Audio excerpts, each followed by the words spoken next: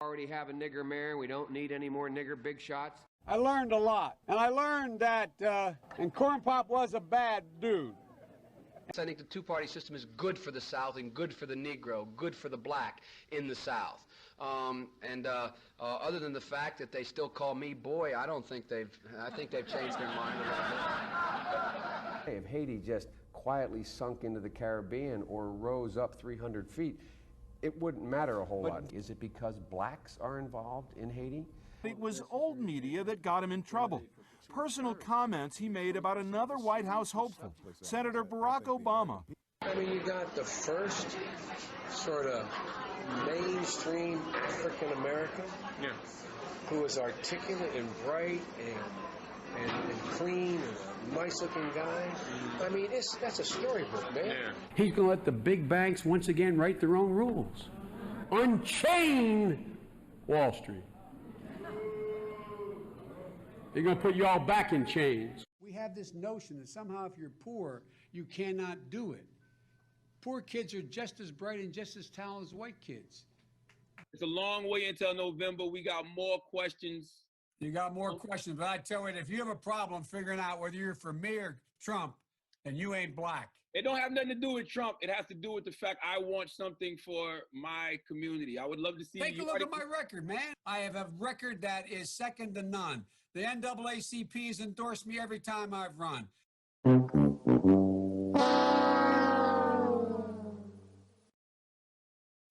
I mean, come on. Take a look at the record. Come on, baby. Let's investigate. Yeah. Joe has a terrible history in the black community, and everybody just loves him because he's the fluffy old guy. Former Vice President Joe Biden, he's run for president twice before, unsuccessfully. He's never before been the front runner. Now that he is towering over all the other declared Democratic candidates, his almost 5 decades in public life are getting some real scrutiny. On top of that list, his record on civil rights during his younger days as a U.S. Senator. CNN's Jeff Zeleny has exclusively obtained some letters written by Biden himself.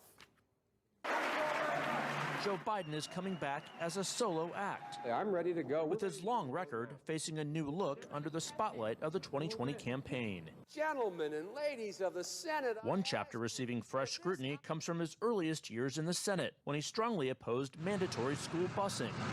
It was designed to achieve integration and a more equitable education. What's less known is how he followed the lead of some of the Senate's most fervent segregationists. In a series of never-before-published letters reviewed by CNN, the strength of Biden's opposition to busing comes into sharper focus. On March 25, 1977, Biden wrote, "My bill strikes at the heart of the injustice of court-ordered busing. It prohibits the federal courts from disrupting our educational system." Biden sought and received support from Mississippi Senator James Eastland, the Democratic chairman of the Judiciary Committee, and a leading symbol of Southern resistance to desegregation. He frequently spoke of blacks as, quote, an inferior race. Eastland and others were partners on several of Biden's anti-busing bills. On June 30th, 1977, Biden wrote, "Dear Mr. Chairman, I want you to know that I very much appreciate your help during this week's committee meeting in attempting to bring my anti-busing legislation to a vote." Then in 1978, Biden again asked Eastland to put his anti-busing bill before the full Senate, writing, "Your participation in floor debate would be welcome." Ronnie Dunn is a professor at Cleveland State University who co-wrote the book Boycotts, Busing, and Beyond. Those letters I find somewhat surprising given Senator Biden's or Vice President Biden's current position and potential candidacy for the presidency and his position as a liberal. Those are issues that he's obviously going to have to answer for. You said surprising. Surprising in what way? Well, the fact that he would solicit the support of staunch segregationists, James Eastland as well as Jesse Helms, introducing legislation as opposing busing at that time. Now to the race for 2020 this morning and new backlash against former Vice President Joe Biden. He's refusing to apologize as he faces growing criticism over comments he made about being able to work with others in Washington. But his examples were segregationist senators 40 years ago. Apologize for what? Refusing to apologize for touting his ability to find common ground with senators he disagreed with, even segregationists. Biden is facing sharp criticism. At a fundraiser Tuesday, Biden describing Senator Herman Talmadge of Georgia as one of the meanest guys I ever knew, but adding, well, guess what? At least there was some civility. We got things done. And recalling Senator James Eastland of Mississippi, Biden said, he never called me boy. He always called me son. Biden's 2020 rival, Senator Cory Booker, demanding an apology. Somebody running for president of the United States, somebody running to be the leader of our party, should know that using the word boy in the way he did can cause hurt and pain. Vice President Biden shouldn't need this lesson. Now, Biden actually took it a step further, saying that it was Senator Cory Booker who owes him the apology. Cory should apologize. I was actually it was hurtful to hear you talk about the reputations of two United States senators who built their reputations and career on the segregation of race in this country. And it was not only that, but you also worked with them to oppose busing. And, you know, there was a little girl in California who was part of the second class to integrate her public schools. And she was bused to school every day. And that little girl was me. To coddle the reputations of segregationists, of people who, if they had their way, I would literally not be standing here as a member of the United States Senate, is, I think, it's misinformed and it's wrong. But Biden is not backing down. Apologize for what?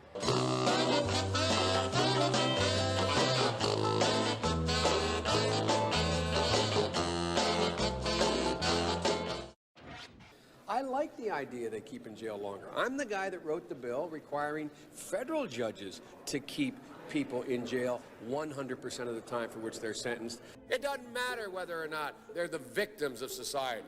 The end result is they're about to knock my mother on the head with a lead pipe, shoot my sister, beat up my wife, take on my sons. So I don't want to ask what made them do this. They must be taken off the street. Increase the penalties. Increase them. I would put the son of a gun in jail. Put them to death. From the crack epidemic of the 80s to the crime wave of the 90s to the post-9/11 war on terror, throughout his career, Biden has represented the Democratic Party consensus, shifting his views to fit whatever best serves his own political career. Over his 44 years in the Senate and then as vice president, Biden was a leading architect of today's criminal justice system, which contributed to mass incarceration and the police misconduct that protesters are fighting back against today. Biden crime bill, the Biden crime bill. The Biden crime bill. Hell, we've had crime bills coming out our ears. Every major crime bill since 1976, every minor crime bill has had the name of the Democratic senator from the state of Delaware, Joe Biden. You got a gun, you commit a felony, 10 years. We already have it 5 years. Minimum mandatory. Judge can't say, you know, you had it in your pocket, you never intended to use it, we're only going to give you 1 year. Judge has to say 5 years. Well, he wants to make it 10 or 20 or 60. We can work that out. He wanted to remove judicial discretion for those who, quote, don't meet the middle-class criteria of susceptibility to rehabilitation. They are beyond the pale, many of those people. They literally have not been socialized. They are in jail. Away from my mother, your husband, our families. The Biden-Thurmond Violent Crime Control Act of 1991 would have increased the maximum sentence for 44 crimes to include the death penalty. A wag in the newspaper recently wrote, Biden has made it a death penalty offense for everything but jaywalking. I'm going to make it for 46 crimes. Biden says make it for 51. We're going to get tough. Then he presented the final version of the legislation. 60 new death penalties, brand new, 60. There are 70 additional enhancements of penalties, i.e., you go to jail longer. After his disastrous 1987 presidential campaign, Biden had staged his political comeback, in part by becoming a media darling on issues of policing and crime, and he led the fight to pass the landmark 1994 crime bill under Bill Clinton. When I wrote the original bill that started this whole process, the so-called Biden crime bill, I didn't call a liberal confab and write it. I didn't call any big society people and write it. I called the cops. A Democratic president wants 100,000 cops. A Democratic president wants to build 125,000 new prison cells. That's the secret. That somehow the Republicans tried to make the crime bill tougher. I say poppycock. They didn't make anything tougher. Found out that this midnight basketball isn't getting them together, a bunch of jive folks living in their city to do, try to see if they can be Michael Jordan. When they found out, they were keeping schools open. So gangs come off streets instead of out raping my mother, marauding me, robbing the local store. They're in a gymnasium.